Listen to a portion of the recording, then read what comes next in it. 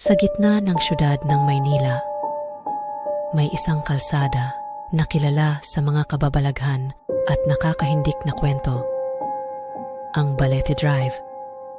Ayon sa mga matatanda, sa loob ng mga puno ng balete at sa lumang mansyon, naninirahan ang isang halimaw na nag-aabang ng biktima.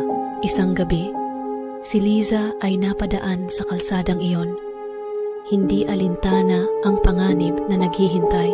Habang siya ay naglalakad, naramdaman niya ang malamig na hangin at mga matang nagmamasid sa kanya mula sa dilim. Nang siya ay madapa, ang mga anino ay nagsimulang lumapit at ang halimaw ay lumitaw mula sa dilim.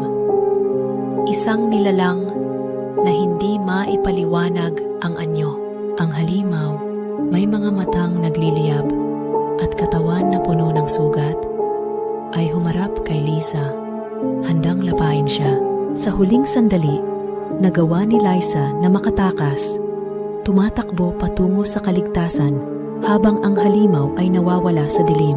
Mula noon, si Liza ay nagsilbing babala sa mga naglalakbay na huwag nang magdaraan sa Balete Drive tuwing gabi.